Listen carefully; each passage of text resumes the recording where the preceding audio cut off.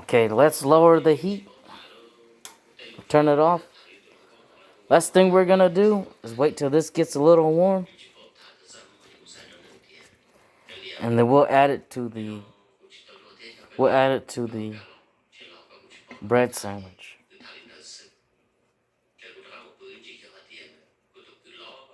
Okay, we got the bread sandwich.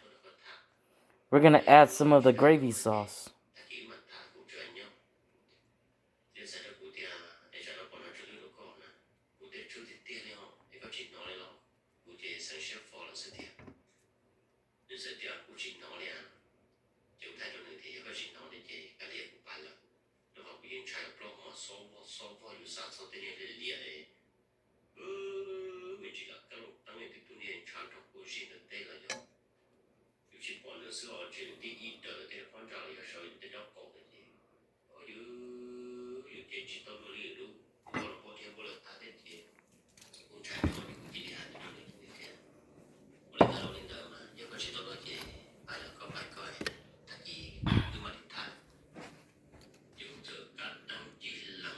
And there you go.